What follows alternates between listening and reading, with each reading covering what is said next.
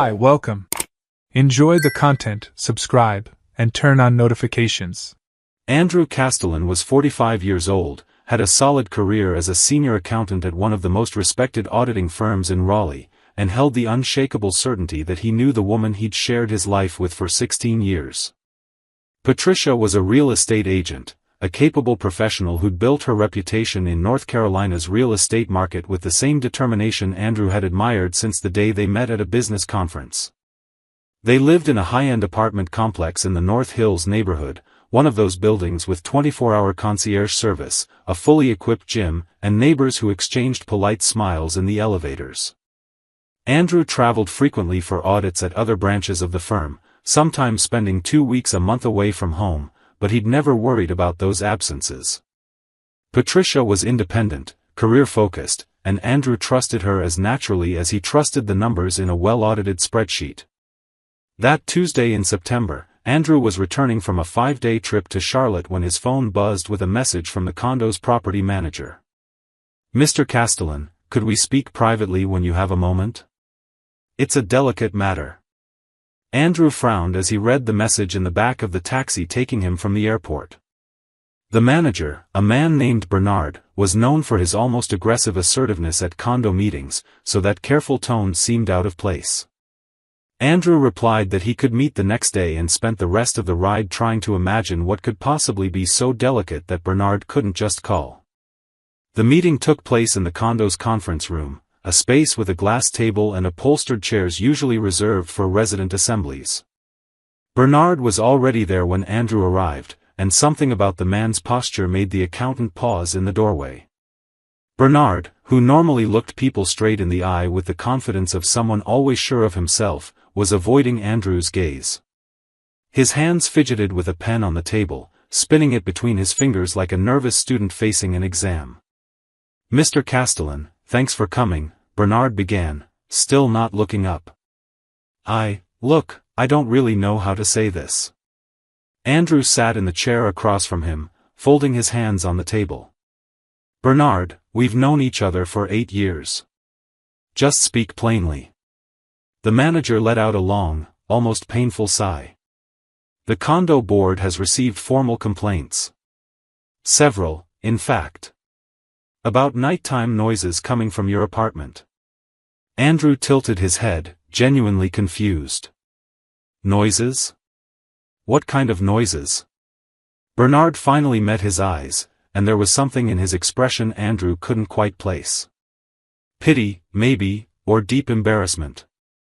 "Moaning, Mr. Castellan. Female moaning. Very loud.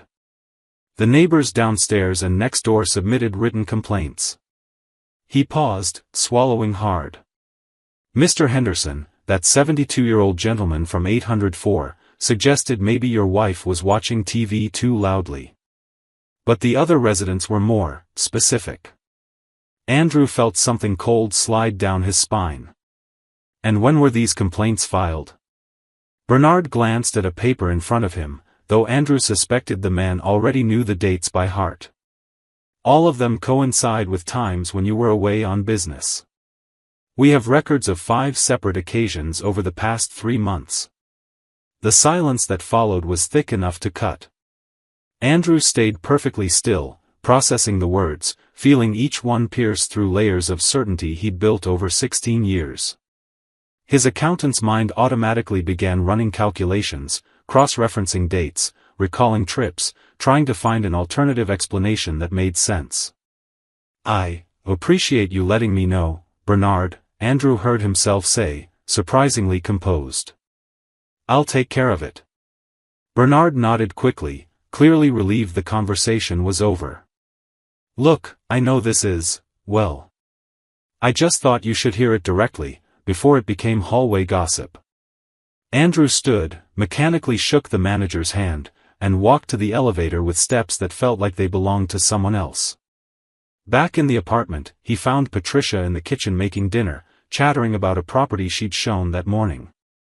Andrew watched his wife, her familiar gestures, the way her hands moved when she spoke, and wondered how many times he'd looked at her without truly seeing. That night, Andrew didn't sleep. Lying beside Patricia, listening to her steady breathing, he mentally reviewed every trip from the past few months. The texts she'd sent asking about his flight, the evening phone calls when she sounded slightly out of breath and said she'd just returned from the gym, the photos of dinner she'd sent showing a single portion. Everything had seemed normal at the time. Now, every detail took on a different shadow. For the next 3 days, Andrew operated on autopilot. He went to the office, attended meetings, answered emails, but his mind was elsewhere, scheming. After all, he was an accountant. His entire life was built on meticulous analysis, cross-checking, and hunting for discrepancies hidden within seemingly perfect patterns. If Patricia was hiding something, he'd find the proof before making any accusations. His next trip was scheduled for the following week, a routine 4-day audit at a branch in Greensboro. Andrew kept up appearances, saying goodbye to Patricia Thursday morning with their usual forehead kiss. "Call me when you land," she said from the doorway, waving her coffee mug. Andrew waved back from the car, watching in the rearview mirror as she stepped back inside. At the airport, Andrew boarded his flight as planned, but got off at his first connection in Charlotte and caught a return flight to Raleigh that same day. By 4 in the afternoon, he was settled into a hotel room 2 blocks from the condo, with a partial view of the building where he lived. He'd brought binoculars, his laptop, and the cold determination of someone about to audit his own life. On the first night, Andrew watched the window of his 8th-floor apartment. The lights came on around 7 and stayed on until nearly midnight. Nothing unusual. Patricia texted at 8 asking about the hotel in Greensboro, and Andrew replied with made-up details about a comfortable room and a solitary dinner in the lobby restaurant. The lie tasted bitter, but he swallowed it along with the cold sandwich he'd bought at a deli. On the second night, something changed. Around 9, Andrew saw the apartment lights go completely dark except for a bluish glow that might have been a TV in the bedroom. Half an hour later, a silhouette briefly appeared in the living room window, and Andrew adjusted the binoculars with hands that trembled slightly. There were 2 figures, standing far too close to be just one person moving through the space. The curtains were drawn shut moments later, but Andrew had already seen enough to confirm his worst fears. He spent the next few hours sitting on the hotel bed, staring blankly at the wall. The pain he'd expected was there, buried beneath layers of something more practical, the need to know. It wasn't enough just to confirm someone else was involved. He needed to know who, how long, and how this had happened right under his nose for so long. On the 3rd night, Andrew didn't wait at the hotel. At 8 p.m., he entered the condo garage using his remote, parked in a visitor spot far from his usual space, and took the emergency stairs instead of the elevator. On the 8th floor, he walked down the quiet hallway to his own apartment door, his heartbeat pounding in his ears like a war drum. Inside, sounds came through, soft music, possibly jazz, and beneath it, voices. A laugh Andrew knew intimately, the sound Patricia made when she was truly relaxed. And a man's voice, deep, familiar in a way Andrew couldn't immediately place. He carefully inserted his key into the lock, turning it slowly to minimize noise. The door opened without a creak, revealing the living room lit by candles Patricia never used when Andrew was home. The dining table was set for 2, with dishes still holding remnants of an elaborate meal. 2 wine glasses, one with lipstick marks, the other untouched. Andrew moved through the apartment like a ghost in his own home. The sounds came from the bedroom, its door slightly ajar, spilling golden light into the hallway. Each step felt eternal, his shoes silent on the carpet he'd chosen himself 3 years earlier. When he pushed open the bedroom door, the world Andrew knew finished crumbling. Patricia was in bed, the white sheets she'd insisted on buying for being more elegant, now seeming like a deliberate insult. And beside her, partially dressed and clearly comfortable in a space that should have been sacred, was Dominic Weaver. The same Dominic who'd dined at that table at least a dozen times over the past few years. The same Dominic Andrew had greeted at year-end parties hosted by Patricia's real estate firm. The same Dominic Patricia called her mentor, the seasoned agent who'd helped her establish herself in the market when she was just starting out. The sound Andrew made entering the room was barely audible, maybe just a deeper breath, but it was enough. Patricia turned her head, her eyes meeting her husband's. For a moment, no one moved. The air in the room seemed to solidify, trapping all three in a domestic tableau of horror. Andrew. Patricia's voice came out strangled, her hands instinctively pulling the sheet to cover herself as if that could erase what he'd seen. What, weren't you in Greensboro? Andrew didn't answer right away. His eyes moved from Patricia to Dominic, watching the older man struggle to button his shirt with visibly trembling fingers. Dominic was 58, with gray hair and a wedding ring that glinted in the light as he raised his hand to fasten the buttons. Married 23 years, Andrew remembered. 3 adult children. A wife named Gloria whom Andrew had met at holiday dinners. How long? Andrew finally asked, his voice calmer than he'd expected, the same tone he used in tense client meetings, professional and detached, as if discussing discrepancies in a financial statement rather than staring at the wreckage of his marriage. Patricia opened her mouth, but no sound came out. It was Dominic who broke the silence, his deep voice heavy with defeat. Andrew, look, this isn't, we can talk about it. I didn't ask you, Andrew cut in, still not raising his voice. I asked my wife. How long, Patricia? The silence that followed lasted long enough for Andrew to count mentally to 15. When Patricia finally answered, her voice was barely a whisper. 7 years. The information hit Andrew like a physical blow, though he didn't move.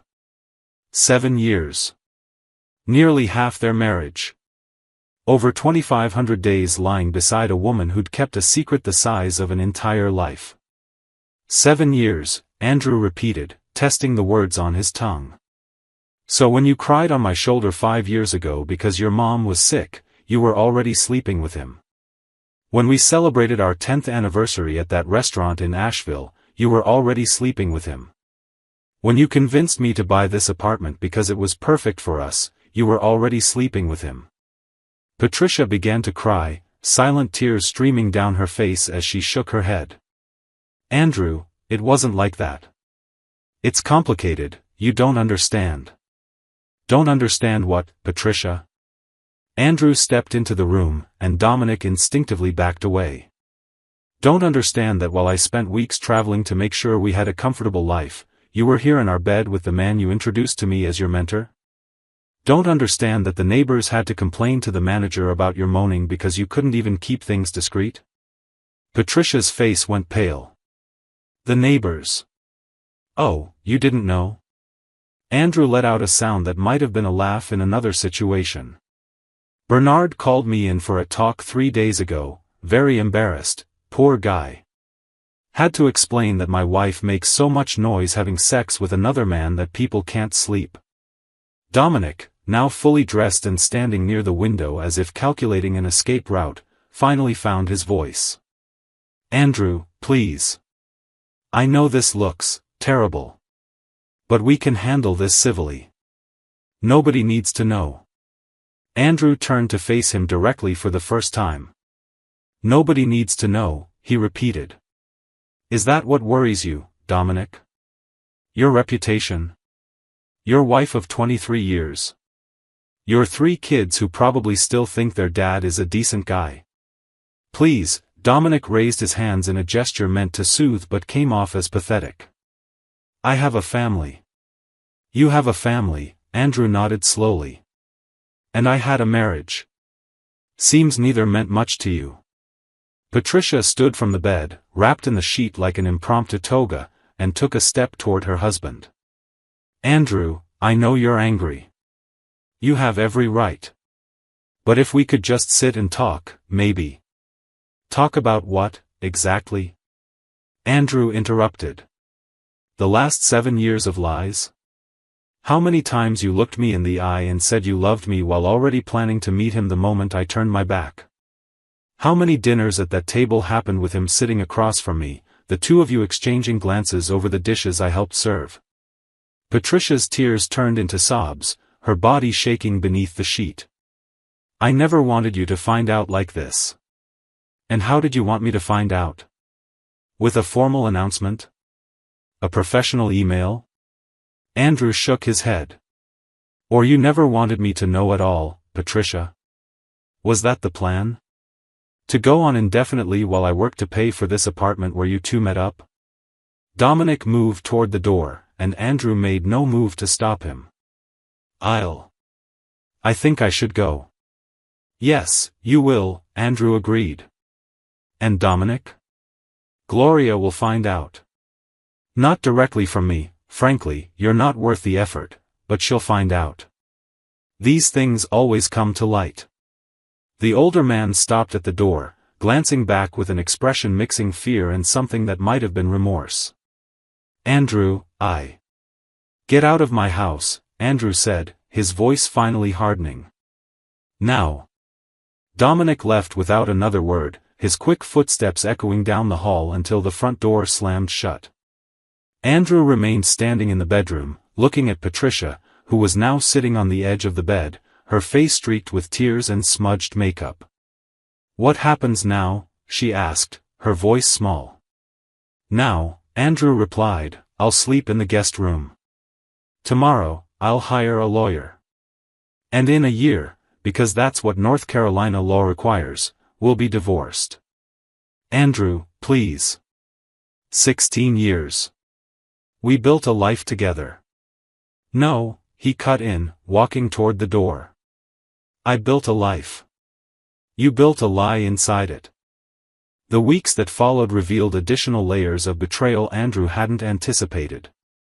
His lawyer, a family law specialist named Curtis, advised him to gather all financial documentation from the marriage. During this meticulous review, Andrew, using his accountant's skills, discovered irregularities that went beyond infidelity.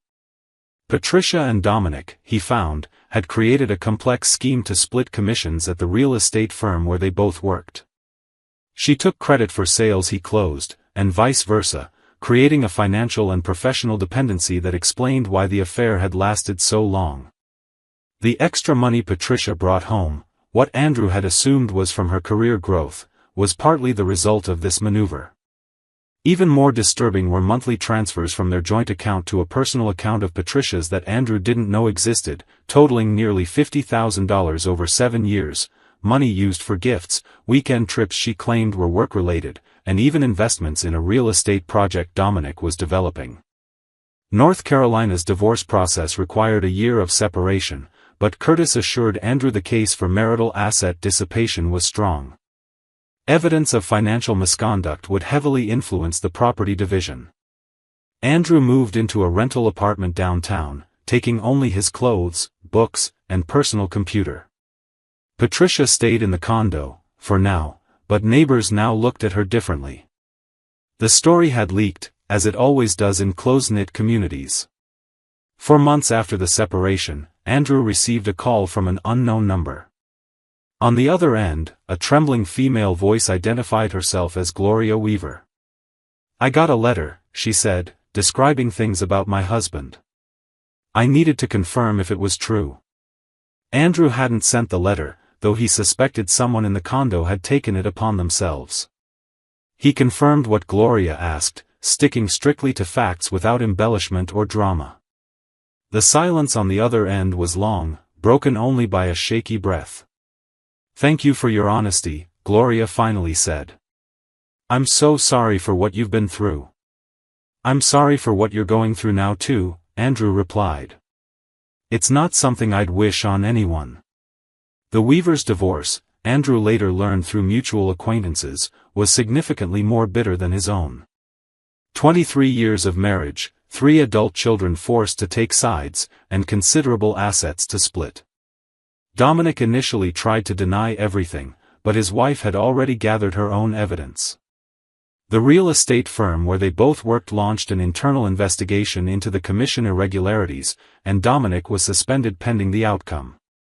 The mandatory year of separation passed faster than Andrew expected. He filled his days with work, rediscovered the pleasure of cooking for himself, and started going to a gym different from the one in his old condo. Patricia tried contacting him a few times in the early months, messages alternating between regret and anger, but Andrew didn't respond to any of them. There was nothing left to say that could change the facts. The final divorce decree arrived on an October afternoon, almost exactly 2 years after that conversation with the property manager. Andrew was at his office when his lawyer called to confirm the process was complete. The asset division heavily favored Andrew given the proven case of dissipation. Patricia kept the condo but had to take on the remaining mortgage alone, plus compensate Andrew for part of the diverted funds from over the years. Patricia's real estate firm had concluded its internal investigation months earlier. Though there wasn't enough evidence for criminal charges, her reputation in the Raleigh real estate market was permanently tarnished. She began losing clients, referrals dried up, and former colleagues who once treated her cordially now avoided her. 6 months after the divorce, Andrew heard through a mutual acquaintance that she'd moved to Wilmington, trying to start over in a market where no one knew her story. Dominic faced even harsher consequences. Permanently let go from the firm, his divorce consumed much of his wealth, and his children, according to rumors, had drastically reduced contact with him. The real estate project he'd invested in, partially with money diverted by Patricia, collapsed when other investors discovered his questionable professional practices. 2.5 years after the discovery, Andrew sat on the balcony of his new apartment, a modest but comfortable place downtown in Raleigh, watching the sunset paint the buildings orange. His life had reorganized into a simpler routine. Work continued, now with less travel since he'd been promoted to a role that kept him mostly in the office. Savings were being rebuilt, slowly but steadily. He'd even made a few new social connections, though Andrew wasn't rushing into any new relationships. That week, he'd received a message from Patricia, the first in over a year. She asked to talk, saying she was in Raleigh visiting old friends and would like to grab coffee if he was willing. Andrew read the message twice, then archived it without replying. To his surprise, there was no anger, just a complete lack of interest.